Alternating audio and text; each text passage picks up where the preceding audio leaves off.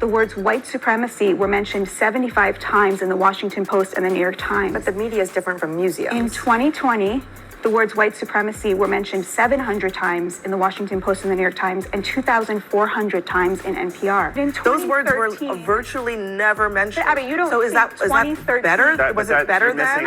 Or was it worse than? You don't think that 2013 is the same as the 1960s, But you're missing, right? Somebody get Batya an apron because she in the kitchen cooking, boy. This video is brought to you by TatumStore.com. TatumStore.com, so make sure you check out our store. Put capital with an AL, capital 20 to get 20% off. Get you one of these shirts today. Support what we're doing at the Capitol building. When I say support, meaning wear your support. And so you can show these leftists that it is appropriate and it's reasonable for us to protect the Capitol and make it safe again. So get you one of these shirts today, 20% off. And also we have a whole bunch of other bundles that we're doing. So go on and visit TatumStore.com. Somebody get Batya an apron because she in the kitchen cooking, boy. On CNN, cooking.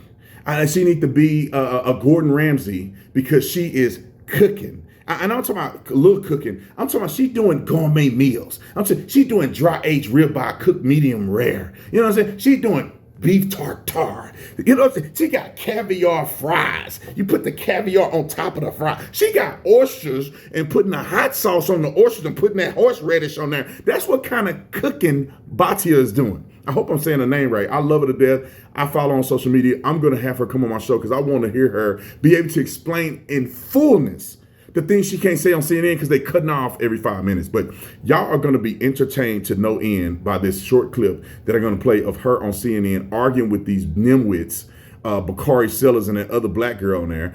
It is shameful that a non-black person have to come and speak truth and reality in the face of black people who don't understand that but from their elbows. My dad used to say the A word from your elbow. You don't know yet from your elbow. They don't know that from their elbow. And I wish that more black people would stand up and do the right thing. Unfortunately, they can't. So therefore, good people that are not black have to say something. And it's music to my ears when I hear Batya articulate very clearly and concisely facts about how there's been an exacerbation of talking about racial issues in America. I mean, more so now than when it was happening, bruh.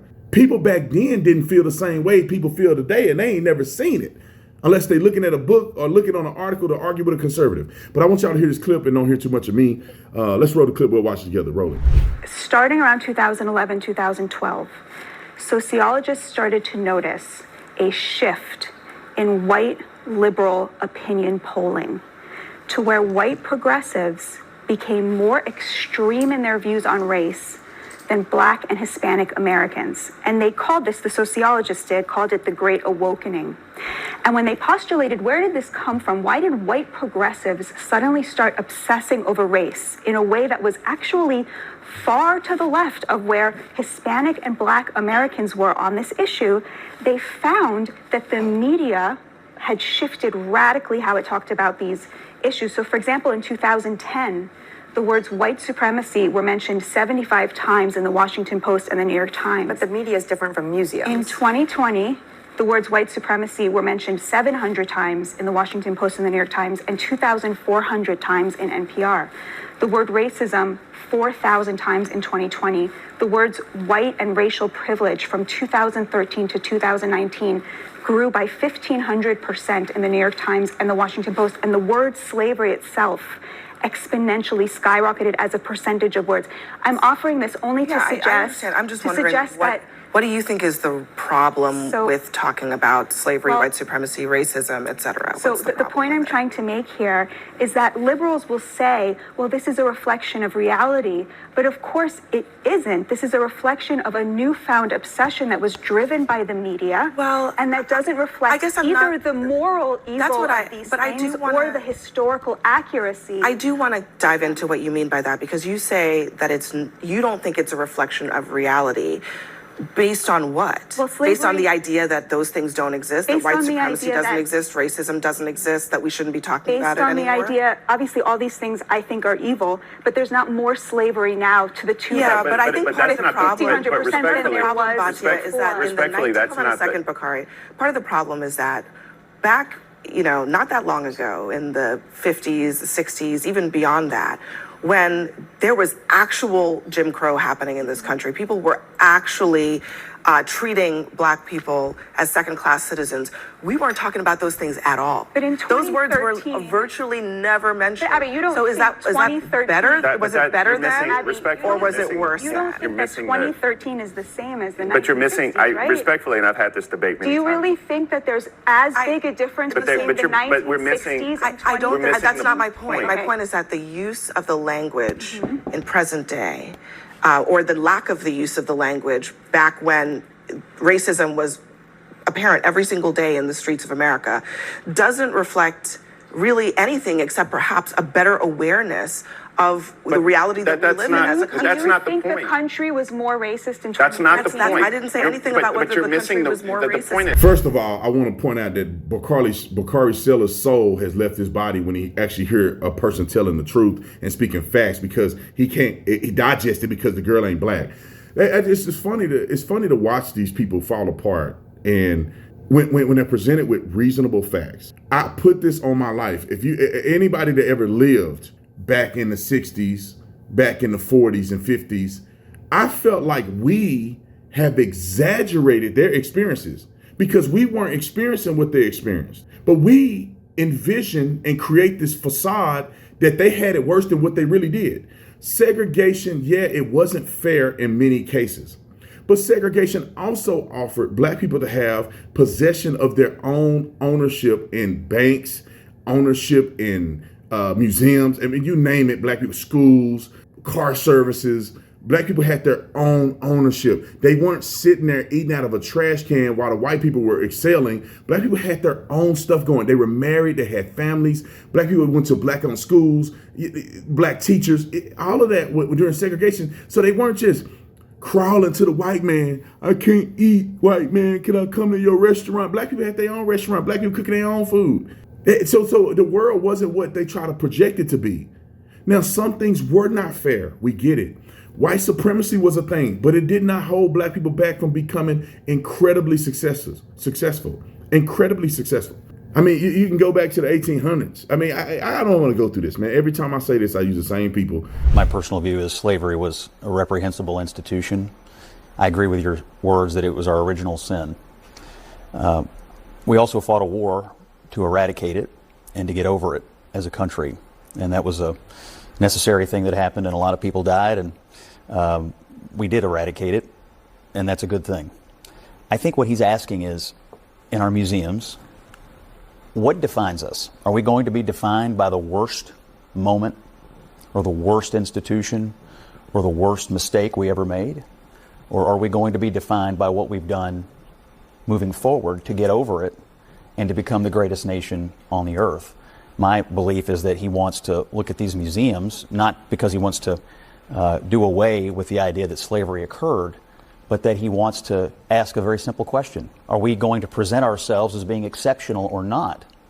And I think he believes there is an effort by some to continue to try to define us from our worst moment instead of to try to focus and define us based on our best moments, which started when we eradicated slavery and began to move forward as the light of the world. And so that's what I think. Museums, that's what makes us an exceptional nation, is because they tell the history and the story of our country, and therefore, you know, these horrible, horrific moments in our history. The original sin, as Abby talked about, when it comes to slavery, has, you know, we of course did eradicate it, but look where we've come today. And I think those museums, like to your point, make America exceptional. And in museums all around the world that document atrocities, whether it be, you know, from Nazi Germany to eradicating slavery here in the United States, you have to learn the lessons of the past. And to deny it is to defend it. I don't think he's denying it. And Batya may want to comment on this as well. But I think what he wants to ask is a simple question. As we present our history, are we spending most of our time focused on something terrible? Are we going to spend more time as we enter our 250th anniversary focused on what this country has done to improve the lives of every single person who lives here? We are the light of the world for a reason, because we're an improving commodity. First millionaire in the world was a Black woman. I mean, first millionaire in America was a Black woman. A female millionaire was a Black woman. One of the greatest inventors to ever live, George Washington Carver. He's still one of the greatest inventors to ever live. These people, Booker T. Washington, Frederick Douglass, These people were born into slavery and came out the other side of slavery, creating some of the greatest inventions and being some of the greatest people to ever, American stories to ever be told. And then you had some knuckleheads, you had some stuff in the South where people were racist, but that wasn't the totality of the experience of people in the South. Not every place in the South, a black man couldn't be around a white man. That wasn't true. There were certain areas that had Jim Crow laws that they didn't enforce the Jim Crow laws. There are certain areas where black people, white people didn't care about the Jim Crow laws. Then there were places that were hotbeds where it was way more racial tension than anywhere else. Black and white people stayed away from each other. But what they do, they buzz people in and create a controversy that wasn't necessarily a controversy in that city. People riding the bus. Yeah, there was discrimination on the bus line when Rosa Parks did what she did. But Rosa Parks had a car. So Rosa Parks never really had to get on the bus.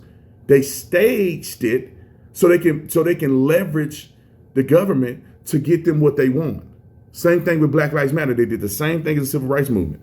What do? They go to a cafe where black people don't go anyway. They don't want to be at these cafes with these white people. They got their own stuff going on. And what do you know? They buzz people in to go sit in the cafes. The city ain't experienced, these people ain't asked them to come do that. White and black people ain't messing with each other like that. But they come in and cause controversy and cause the city to have to react to something that they wasn't dealing with before they bust these people in there. So, we just have continued to exacerbate this issue. Racism is not a greater threat to America than it was 50 years ago. But we talk about it more. Why? Why are we still bringing it up when it's less prevalent? It's because there's an influx in trying to be motivated by division. Racism is sales, controversy sales. Black and white people not getting along, sales. They can't afford for us all to get along. They can't afford for us all to be on the same page. Because then we'll be looking at them crazy like, well, what are y'all talking about? Why do we vote Democrat, Republican? Why don't we vote for who's going to be best for our country? But they can't have y'all do that. They need the white to be against the black. And I'm gonna have her on my show. Y'all come in if y'all want me to have her on the show. I want to have her on the show so she can explain all this stuff she can't say on CNN because they're complete frauds. Anyway, come in if you want. See you on the next one now.